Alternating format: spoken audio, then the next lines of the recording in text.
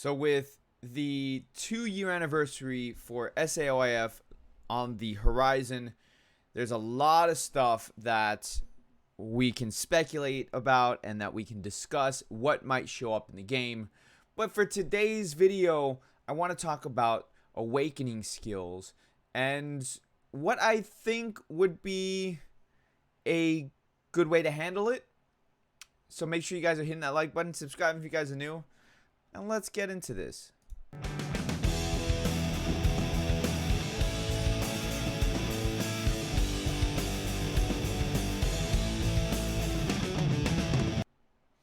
Alright guys, so in order to talk about this, I need to lower the volume on my speaker here. Alright, so while we got some DK music playing around for us, let's talk about awakening skills. Alright, so first things first, when it comes to awakening skills, they said that they are not doing higher rarities. Okay, so there will be no new rarities for the awakened skills, which I am okay with. I don't want a 6-star skill. Let's be honest, it's not necessary. We don't need it in this game. So with that out of the way, I wanted to also mention that when it comes to video games, for me, one of the biggest things that I look at is gameplay. How well is the gameplay for a certain game? And that makes me think I need to do an intro for my channel. I haven't done an intro in forever. Anyways, I look at gameplay, and so when I look at this game, when I look at SAOIF, I look at the gameplay of the game and how well it's done, and you know, that's usually what I try to criticize first and foremost. And that's one of the reasons why I am so adamant or as critical as I am when it comes to gacha and stuff like that. That's one of the reasons why I don't like gachas. That's one of the reasons why I don't like having to summon for skills or characters or whatever, because to me that is a poor gameplay mechanic in the game that is obviously there just to get your money. So with that out of the way, I want to talk about awakening skills, and the best way to actually talk about awakening skills is to go over here to the purchase pack. Can I go on the purchase pack? Thank you. Oh no, okay, I thought that was something else.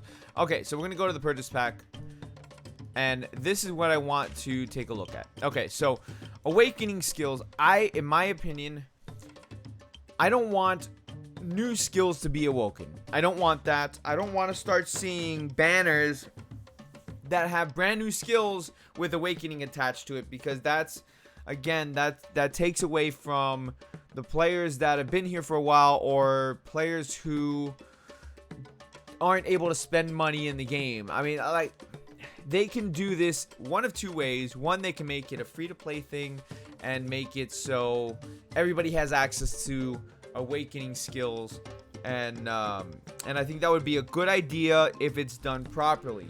Now, the other way that they could do it, which is probably the most likely way they're going to do it, because let's be honest, it's a very greedy game, is they're going to start releasing skills, brand new skills that are going to have awakening on those skills. I don't want that, because that will just make it more of a pay to win situation, even though you can't really have pay to win in a non-PvP type of game, in a non-competitive game.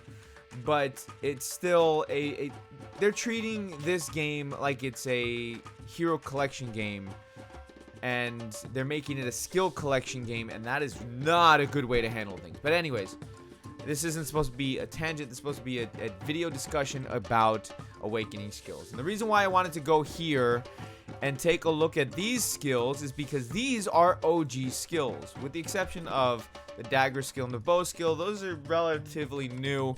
I mean, they're OG skills for those weapons, but they're relatively new. They're not as old as, say, Majestic Lion, Furious Agil, Full Offense Lisbeth, Energetic Asana, or Vivid Strike Kito. Those are OG skills. They've been here for the beginning of the game, and they're not that great of skills. Like, some of them are useful, like Energetic Asana is a useful skill. I guess Vivid Strike Kirito can be useful if paired up properly. But see, here's the thing. Okay, so when it comes to awakening skills, you want to awaken old skills to make them useful again. See, imagine if you go and awaken Vivid Strike Kirito. I haven't bought this. I mean, I have Vivid Strike Kirito. But I haven't bought this pack. But imagine you awaken Vivid Strike Kirito. It's an OG skill.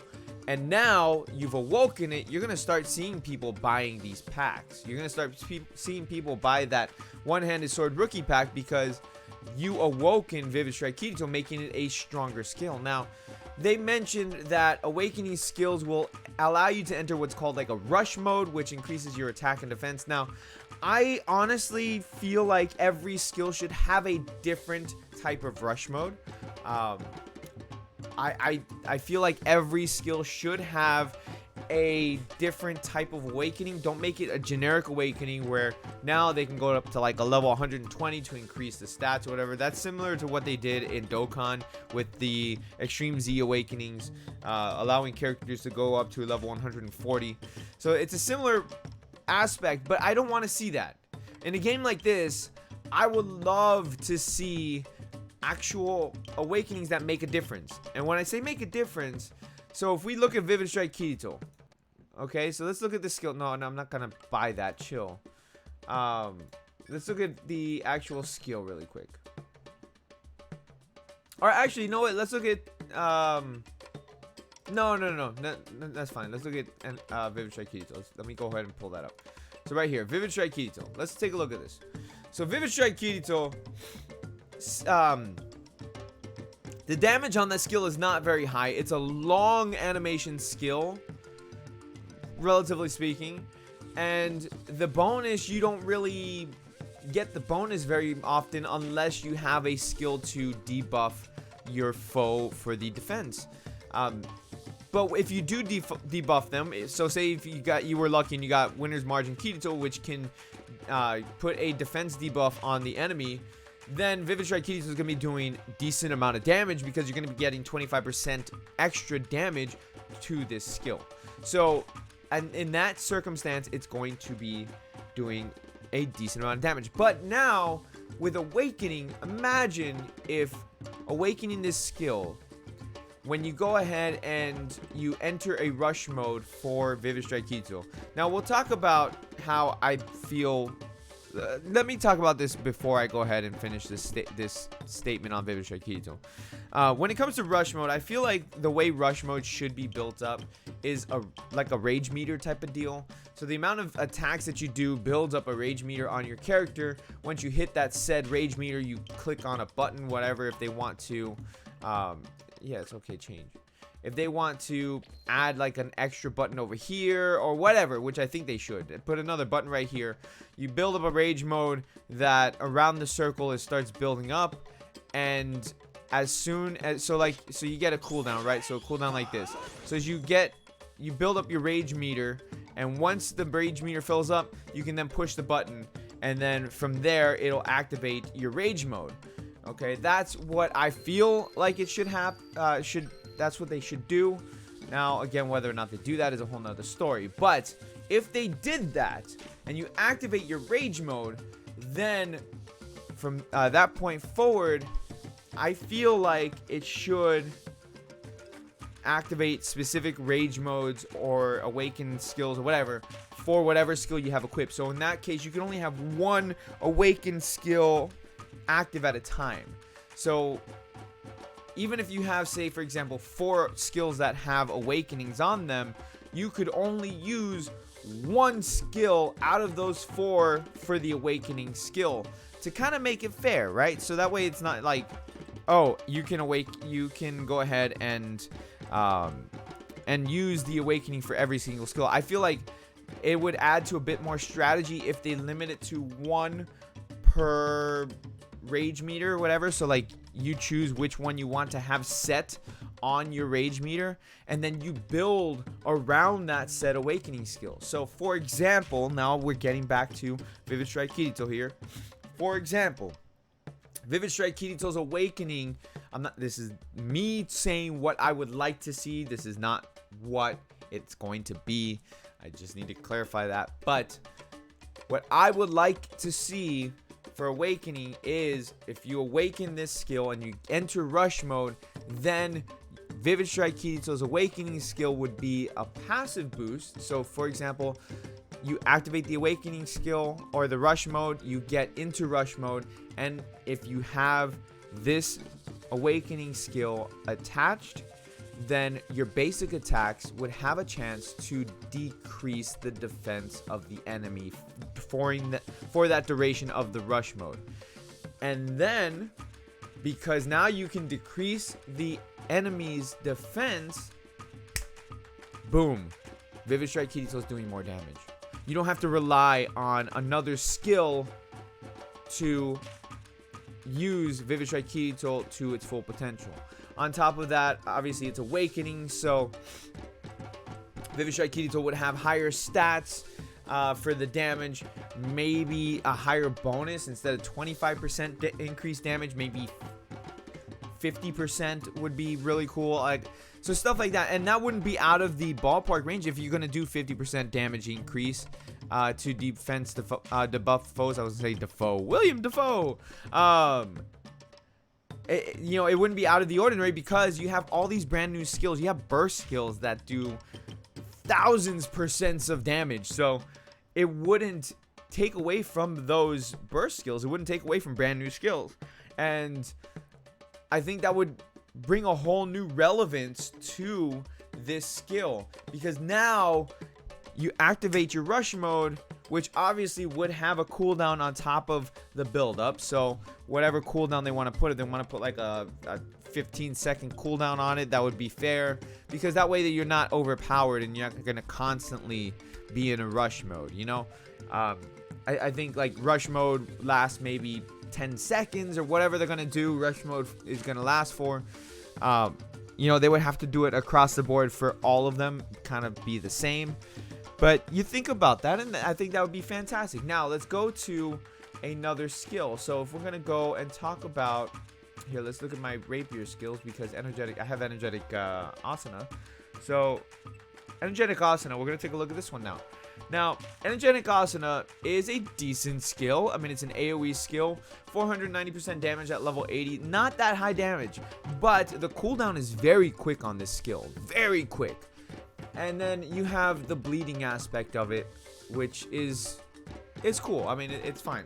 Now, for energetic asana, if they were going to awaken this skill, again, an OG skill, if they're going to awaken this skill, the way that I would have them do it, if it was me, would be you awaken your skill, and then during your rush mode, you would do extra damage to enemies who are bleeding.